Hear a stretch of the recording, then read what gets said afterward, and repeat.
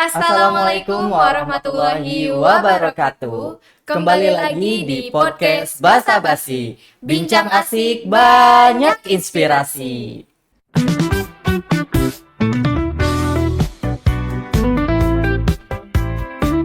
Sebelumnya perkenalkan, kami dari Duta Fakultas Dakwah dan Komunikasi Islam. Perkenalkan, saya Marwah Hirunisa. Dan saya Agus Hairul. Dan di podcast kali ini kita akan membawakan tema yaitu berjudul Diskusi Feminisme dan Kesetaraan Gender.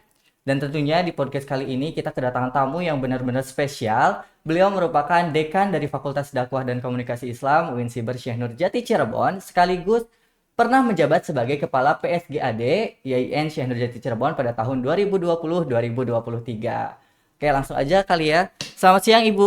Siang. Oke, gimana nih Ibu kabarnya hari ini? Alhamdulillah baik, sehat. Alhamdulillah ya. Oke, kita pada kesempatan kali ini bakal ngebahas apa sih feminisme sama kesetaraan gender. Karena dari aku sendiri ya Bu, jadi masih bingung feminisme itu apa sih yang sebenarnya gitu. Terus kesetaraan gender tuh hanya untuk perempuan aja atau laki-laki juga boleh Oke. gitu. Sebenarnya ya secara umum gender dan feminisme itu pada dasarnya konsep yang sederhana. Bahkan menurut saya cukup sederhana, di mana perempuan itu hanya ingin memperoleh keadilan dalam segala hal, termasuk masalah pendidikan, publik, di ranah publik gitu. Terus bukan di sini dalam hal ini di sini perempuan bukan untuk melebihi laki-laki dan juga bukan untuk menyampingkan kodratnya sebagai perempuan. Jadi sekali lagi feminisme dan kesetaraan gender itu sebuah konsep yang sederhana, di mana dalam hal ini perempuan ingin memperoleh keadilan dalam segala hal, termasuk dalam hal pendidikan. Gitu. Terus Ibu berkaitan dengan feminisme dan juga kesetaraan gender ya Bu. Di UIN Siber sendiri kan ada yang namanya PSGAD ya Bu, Pusat Studi Gender Anak dan juga Disabilitas. Agus tuh pertama kali mendengar ini di kalau nggak salah di PBAK. Iya. Nah di PBAK tuh ada pemateri tentang ini, tapi masih bingung. Kita sebagai mahasiswa tuh pengen ngadu apa ke sana tuh gitu. Terus juga tugas dari PSGA sendiri itu, PSGAD maaf ya Bu, itu apa bagi mahasiswa gitu. Oke. Sebelum ke situ saya ingin menjelaskan apa sih itu kesetaraan gender ya. Kesetaraan gender itu suatu pandangan bahwa semua orang harus diberlakukan sama tanpa memandang gendernya. Gender itu artinya jenis kelamin. Nah, sedangkan feminisme itu adalah suatu bentuk wujud dari kesetaraan gender. Jadi kalau kesetaraan gender itu adalah konsepnya, tapi wujud aksinya itu adalah feminisme. Nah, feminisme ini sudah bergerak sejak abad ke-13, awal abad 20 lah. Ini Berarti udah mulai lama ya sudah Bu? mulai lama. Jadi kembali ke pertanyaan, apa sih PSGAD itu? Ketika saya menjabat menjadi kepala PSGA, yaitu tadi antara tahun 2020 sampai awal 2023, jadi kurang lebih sekitar 2 tahunan ya. Itu karena saya menduduki kepala PSGA itu meneruskan kepala PSGA yang sebelumnya itu tugas belajar. Itu sebenarnya salah satu tugas PSGA itu salah satu yang waktu saya menjadi kepalanya itu untuk menangani dan menanggulangi kekerasan seksual, terutama di lingkungan kampus kita ini. Jadi PSGA ini hanya sebagai leading sector saja untuk memfasilitasi bagi korban maupun pelaku, tapi lebih khususnya ke korban. Berarti ketika ada mahasiswa atau mahasiswa yang merasa dilecehkan gitu ya Bu, baik sesama mahasiswanya ataupun dengan orang lain, berarti bisa mengadunya ke PSGAD. Tapi kalau boleh tahu tempatnya itu di mana ya Bu? Kalau PSGA tempatnya di kantor LP2M. LP2M berarti di rektorat ya Bu? di apa ya, di belakang rumah moderasi beragama itu loh. Oh, iya betul betul. Yang dekat PT IPD ya. Iya. Tempatnya nyatu sama LP2M Iya, gitu ya, Pak? satu. Karena LP2M ini kan membawahi beberapa pusat studi. Salah satunya itu PSGA. Betul. Terus juga terkait tadi tema kali ini ya Bu tentang feminisme. Mungkin kita pengen tahu lebih dalam Bu, apa sih feminisme itu? Terus juga penerapannya mungkin ya seperti apa dan lain sebagainya itu bagaimana ya Bu? Kalau feminisme itu gerakan ya. Oh, Jadi gerakan untuk bahwa perempuan itu punya hak-hak seperti laki-laki. Di hak pendidikan, di hak dalam ranah publik, politik dan lain-lain. Jadi artinya suatu profesi itu jangan hanya dilihat dari gender. Kalau saya bisa katakan gender itu adalah konstruk budaya atau sosial. Lah, ada juga yang disebut namanya kodrat. Kalau kodrat itu kalau bahasa agama mungkin itu kodrat laki-laki dan perempuan itu beda. Betul. Itu karena sudah pemberian dari Tuhan. Tuhan. Laki-laki punya sperma, perempuan punya vagina dan lain-lain. Tapi kalau gender itu konstruk atau konstruk atau hasil dari produk sosial atau budaya. Seperti misalnya perempuan, karena dia perempuan harus kegiatan-kegiatan atau pekerjaan-pekerjaan rumah tangga itu harus dilakukan oleh perempuan. Kalau dia karena jenis kelamin laki-laki, berarti dia harus menafkahi. Itu adalah gender. Tapi kalau kodrat itu kan tidak akan berubah. Tapi kalau gender karena konstruk budaya itu bisa berubah. Artinya perempuan bisa memberi nafkah kalau memang dia mampu. Begitupun sebaliknya. Dalam hal ranah domestik, misalnya pekerjaan rumah tangga, itu juga bisa dilakukan oleh Perempuan. oleh laki-laki. Oh, laki-laki. Oleh laki-laki. Laki. Jadi itu namanya gender. Karena konstruk budaya. Misalnya perempuan itu penyabar, laki-laki itu egois, itu gender. Enggak seperti itu. Kadang-kadang ternyata perempuan itu egois dan sebaliknya laki-laki juga bisa penyabar. Jadi itu konstruk, itu namanya gender.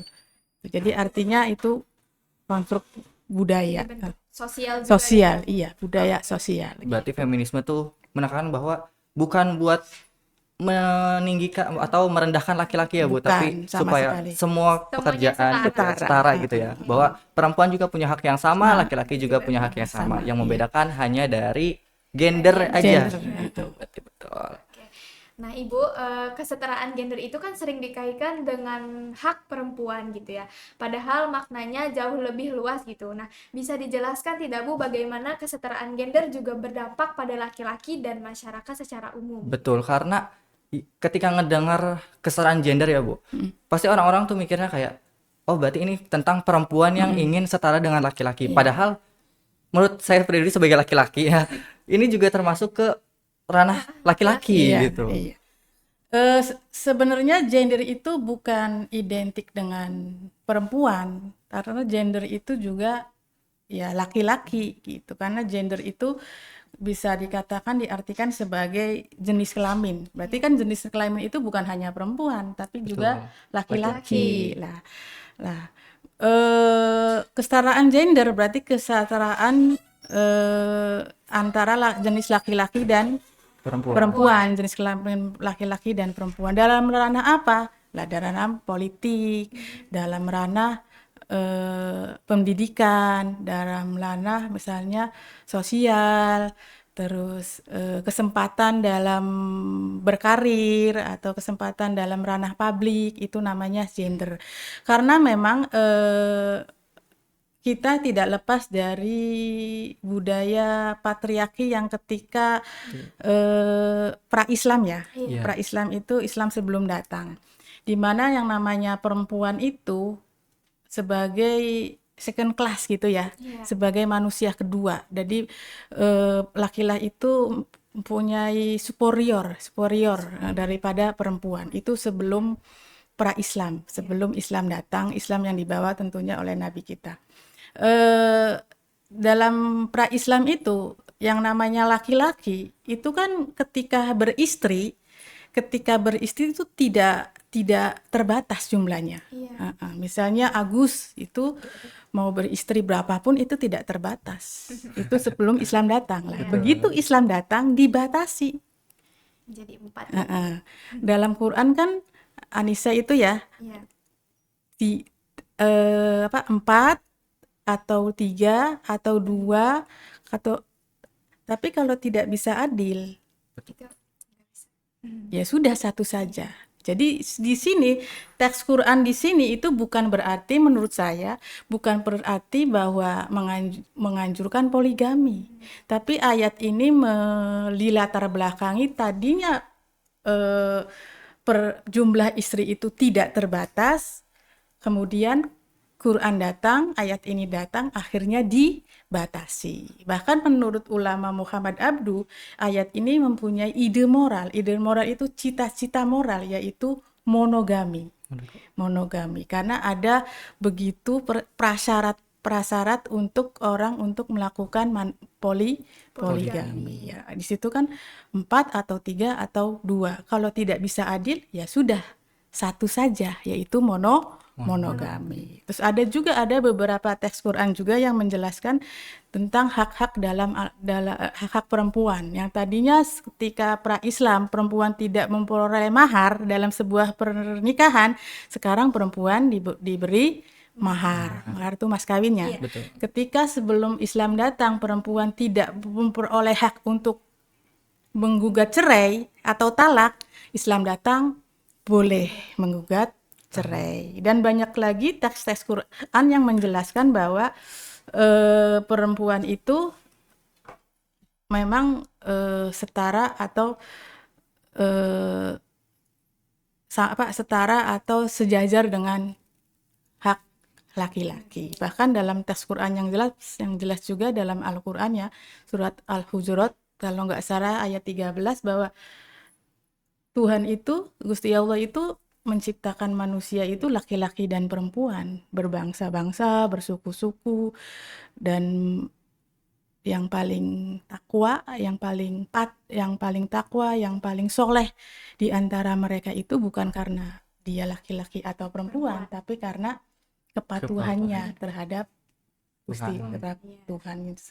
Seperti itu. Jadi menurut saya ya harusnya yang mengaji gender itu bukan hanya perempuan, tapi laki-laki juga gitu. Walaupun secara di lapangan ketika ada forum yang membahas gender atau kajian-kajian yang membahas gender, itu semua mayoritas audiennya itu mayoritas perempuan. Padahal sebenarnya itu bukan hanya untuk perempuan, tapi untuk laki-laki juga. Dan sekali lagi, gender itu bukan perempuan untuk mengalahkan laki-laki. Tapi untuk perempuan itu punya hak seperti yang diberikan oleh laki-laki dalam hal sosial dan lain. Bukan secara kodrat. Betul. Terus juga tadi terkait patriarki ya, Bu. Iya. Menurut saya itu juga menjadi apa ya? Menjadi beban bagi laki-laki karena banyak yang bahkan sampai saat ini ya, Bu, banyak yang beranggapan bahwa pemimpin tuh harusnya laki-laki gitu, pemimpin tuh harusnya perempuan. Pekerjaan yang kayak gini tuh harusnya laki-laki. Misalkan dicontoh di organisasi aja ya, Bu. Divisi peralatan itu harusnya laki-laki, katanya gitu harus perempuan. Dan sebagai laki-laki saya merasa bahwa patriarki ini juga merupakan apa ya? Menjadi menyusahkan laki-lakinya gitu loh, bahwa oh berarti patriarki tuh laki-laki tuh harus bisa semua ya gitu. Ketika ini segala macam. Bagaimana caranya supaya ke orang-orang tuh bahwa perempuan pun bisa gitu tanpa harus mengembangkan budaya patriarki begitu. Sebenarnya budaya patriarki itu warisan dari pra-Islam ya, bukan dari Islam itu sendiri. Tadi yang sudah saya jelaskan. Walaupun memang budaya patriarki ini sampai sekarang masih dirasakan oleh kita gitu, oleh masyarakat juga. Tapi ya menurut saya pribadi dengan adanya gerakan-gerakan feminisme, adanya aktivis-aktivis gender seperti di kampus kita ini kan ada Pak Fakih Abdul Qadir, Betul. ada Pak Wahid Hasim, atau misalnya di Fahmina itu ada Buya Husen, dan ada beberapa dosen juga yang konsen terhadap teori-teori gender. Sebenarnya sudah sangat bagus sekali untuk terutama di Indonesia untuk gerakan-gerakan gender dan kesetaraan gender itu sudah mulai terasa, dan khususnya di kampus kita nggak semuanya harus laki-laki kan. Misalnya contoh saya sendiri kan bisa menjadi posisi seperti ini walaupun saya berjenis kelamin seorang perempuan. Ada juga beberapa tempat-tempat atau pos-pos atau posisi-posisi di kampus kita yang dikelola atau pengelolanya itu perempuan seperti kajur, sekjur, ketua lembaga, kepala unit itu kan juga enggak sedikit perempuan yang memegang atau yang menjabat. Jadi menurut saya gerakan feminisme atau gender ini sudah mulai dirasakan dan sudah semakin maju dari hari ke hari, dari bulan ke bulan, bahkan dari tahun ke tahun, terutama di negara kita dan khususnya di kampus kita UIN Cyber Syekh Nurjati. Banyak juga kok ketua di Dema, Sema itu juga banyak kiprah dari perempuan. Itu sebenarnya cita-cita dari Nabi kita mengangkat derajat perempuan gitu. Dan memang belum selesai risalah atau tugas Nabi itu, yaitu nanti kita sebagai umatnya meneruskan cita-cita beliau yang mulia ini, bahwa perempuan dan laki-laki itu tidak ada bedanya, walaupun secara kodrat itu berbeda. Artinya walaupun setinggi apapun perempuan, tidak boleh, menurut saya pribadi, tidak boleh menghilangkan dia sebagai kodrat perempuan. Tetap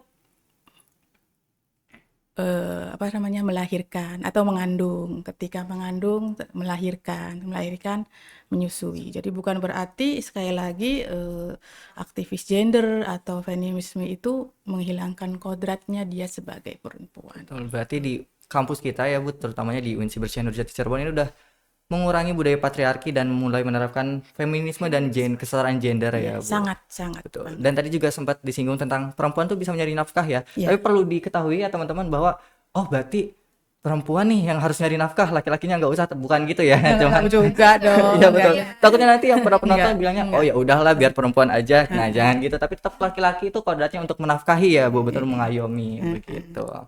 Tadi kalau di Islam itu ada Nabi Muhammad, kalau di Indonesia sendiri pelopor bahwa perempuan itu bisa setara dengan laki-laki itu adalah Raden Ajeng Kartini ya. Saya kepikiran gitu. Nah, menurut Ibu kalau dilihat-lihat nih ya dari sekarang gitu, penyebab utama masyarakat gitu kurang menerapkan nilai-nilai feminisme atau kesetaraan gender dalam kehidupan sehari-hari, itu faktornya karena apa Bu? Apakah karena budaya atau sosial, pola pikir, atau kurangnya edukasi? Semua mempengaruhi ya, terutama lingkungan. Nah, lingkungan sekitar. Lingkungan sekitar berarti kan budaya atau tradisi gitu. Kadang-kadang juga ada satu klaim bahwa seorang aktivis gender atau feminisme itu ada yang memberi negatif bahwa itu dia mau mengalahkan laki-laki, tapi kan sebenarnya nggak seperti itu. Tujuan dasarnya nggak seperti itu. Jadi menurut saya lingkungan sih yang sangat membentuk dia menerapkan budaya patriarki atau tidak. Karena ada pepatah yang katanya kalau misalnya kita bergaul dengan orang yang berjualan minyak wangi, kita akan kebawa wanginya. Kalau misalnya kita bergaul dengan yang suka main di sampah, ya kita akan bau sampah gitu. Walaupun sekeren bacaan kita tentang teori-teori gender, tapi kalau lingkungan nggak mendukung juga nggak akan bisa diterapkan kan gitu. Jadi ya faktor lingkungan yang menurut saya yang sangat mendukung untuk bahwa kesetaraan gender itu bisa apa namanya bisa digunakan atau bisa dimunculkan ya dalam menurut ya dari hal kecil dari keluarga. Nanti kalau adik-adik teman-teman udah berkeluarga, ketika punya anak laki-laki dan anak yang perempuan nggak usah dibeda-bedakan. Betul, berarti dari lingkungan ya Bu, sama mungkin dari budaya orang tua Iya, berarti ya. orang tua pasti itu dari ya, pola asuh Pola atau asuhnya betul, pola berarti didik. kita yang udah tahu nih terkait Iya. dengan kesetaraan gender, feminisme. Jadi ketika nanti ya suatu saat nanti kita berkeluarga, berarti kita menerapkan tentang hal itu ya. Iya, yang penting kalau menurut saya konsep keluarga itu yang penting ketersalingan ya. Artinya ketersalingan. Kalau menurut Kiai Fakih Abdul Qadir itu mubadalah, ketersalingan. Jadi artinya yang penting suami istri itu ada kesepakatan, ada komunikasi yang baik gitu, terbangun dengan baik. Artinya bukan berarti semua pekerjaan domestik harus dihandle semua seorang istri. Pencari nafkah harus semua dihandle oleh suami. Ya udah, ya menurut konsep mubadal itu ya ketersalingan aja gimana gitu yang kalau perempuan bisa mencari nafkah, kenapa tidak? Atau sebaliknya ketika si suami bisa mengerjakan domestik, kenapa tidak? Jadi artinya bareng-bareng aja lah, sesuai kesepakatan. Betul. Menurut saya gitu. Oke, terus ada nggak sih Bu barangkali ya dari Ibu pesan untuk generasi muda nih buat menyuarakan nilai-nilai tentang feminisme dan juga kesetaraan gender dengan cara yang bijak tanpa harus apa ya namanya menyinggung perasaan yang lain gitu. Jadi tetap menghormati tapi kita menyuarakan gitu. Oke. Ini apa ya? Mungkin pribadi saya aja ya.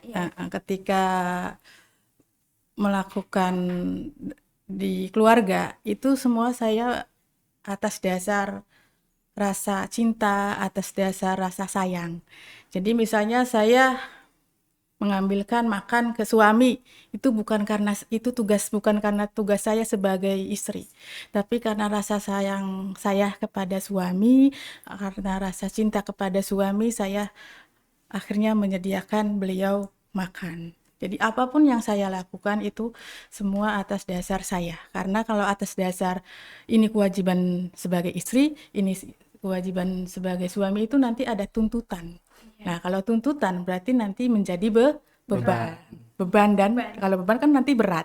Nah, menurut saya ya apapun ketika kita lakukan ya semuanya harus atas dasar rasa sayang dan cinta. Biar melakukannya juga dengan ringan dan tentunya dengan bahagia dan senang. Jadi artinya suami istri itu punya tugas yang sama, punya peran yang sama, tidak ada yang berat sebelah. Mengasuh anak, mendidik anak juga sama tugas seorang ibu dan bapak. Gitu. Yang penting ada terbangun komunikasi yang baik antara suami dan istri. Dan saya pesan pada adik-adik mahasiswa, carilah pasangan yang membahagiakan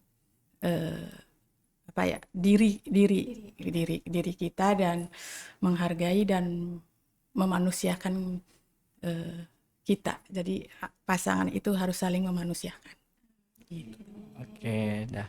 Dan dapat ditarik kesimpulannya bahwa feminisme dan kesetaraan gender itu penting, bukan berarti untuk mengalahkan laki-laki, tapi untuk setara dalam setiap haknya. Bahwa pemimpin bisa kok perempuan, gak harus laki-laki gitu ya. Dan juga misalkan tugas-tugas rumah, misalnya cuci piring, cuci baju, itu juga tugasnya dari laki-laki ya. Karena saya sendiri karena saya anak laki-laki satu-satunya ya, maksudnya dua, cuma laki-laki semua. Jadi di rumah tuh suka kayak cuci piring gini-gini gitu. Oh, berarti emang udah diajarin sama orang tua bahwa laki-laki tuh bisa kok semuanya gitu, bahkan tugas perempuan. Nah, buat teman-teman semua, jadi kita tuh harus nerapin feminisme Bisa dan deh. juga kesetaraan gender. Buat teman-teman perempuan nih yang pengen jadi pemimpin, nggak usah malu, nggak usah takut. Teman-teman Menyuarakan. menyuarakan aja ya, Iya, aku bisa gitu. Tinggal betul. dibuktiin aja Iya, begitu. buktiin. Bergerak. Bergerak. Nah, mungkin udah kali ya Bu. Terima Iya, Bu. kasih Terima atas kasih banyak Sama-sama. atas segala waktunya. Sama-sama saya yang terima kasih. semoga ini menjadi pesan bagi generasi muda ya Iya, Bu untuk iya. lebih berkembang dan Iya. juga berubah begitu. Terima kasih atas kesempatannya. Kami Kami dari dari Duta Duta Fakultas Fakultas Dakwah Dakwah dan dan Komunikasi Komunikasi Islam. Islam pamit undur diri. Wassalamualaikum Wassalamualaikum warahmatullahi warahmatullahi wabarakatuh. wabarakatuh. See you See you podcast next time. selanjutnya.